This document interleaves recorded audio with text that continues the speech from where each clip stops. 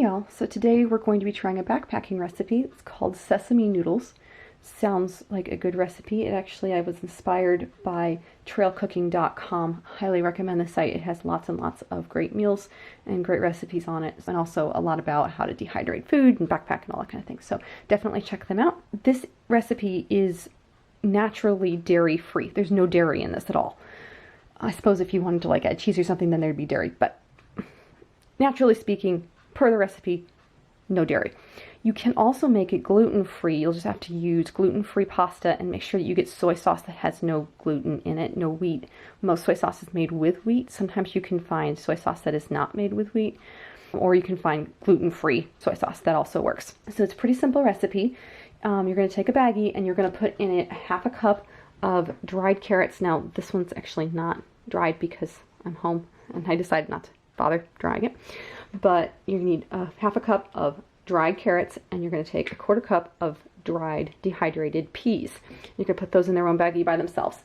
Then you need 8 ounces of spaghetti. I did thin spaghetti because it cooks faster.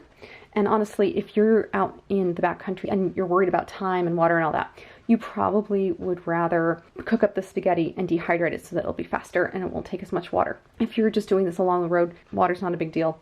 Just take the spaghetti just like it is. Now, you need a leak-proof container because you do not want soy sauce all over your sleeping bag or oil or anything like that. So make sure you get something that is leak-proof. And you're going to need 2 tablespoons of reduced sodium soy sauce. You're going to want 2 teaspoons of sesame oil. This is toasted sesame oil. That should work just fine. 2 teaspoons of white rice vinegar, just like that. And then you also need a 1/4 teaspoon of granulated garlic and a 1/4 teaspoon of red pepper flakes. Those are already dehydrated. And then you also need, lastly, a 1/4 teaspoon of brown sugar. Pretty simple, just mix that all up. That's going to be your sauce. One last thing, you also are going to need some chicken. Now you're supposed to have 5 to 7 ounces according to the original recipe. This is a 12.5 ounce can. You can get chicken breast in a can, kind of like this, only smaller. Or you can also get like a packet. This happens to be fajita flavored, what I happen to have on hand. But you can get them for about $1.50 at Walmart, nice and cheap. This one's 2.6 ounces, so to get up to 5 ounces, you would have to get 2 of these. But either way, they're shelf stable. You don't have to refrigerate them or anything.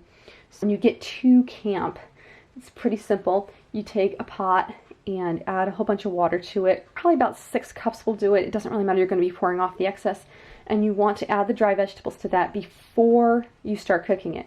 Put it on your stove, let it come to a boil, add the pasta, and cook however long you're supposed to do your pasta.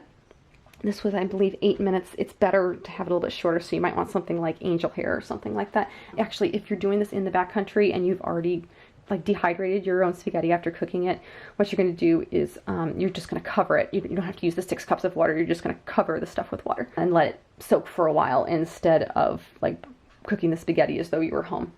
Once it's cooked, drain off the remaining water, and then you add the chicken and your packet of spices. Mix it up, toss it up, and enjoy.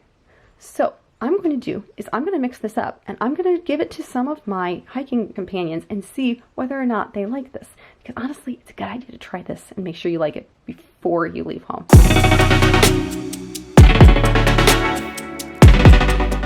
All right, here's the sesame noodles.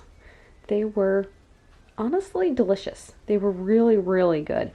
Definitely something that I would make again for backpacking or car camping, something like that. Probably car camping more than backpacking, but either one would work. I had comments like, these are really, really good. This is delicious. I'm taking this tomorrow for lunch, stuff like that. So definitely recommend that one. Can't wait for you guys all to make it. Love well, and I will see you next time.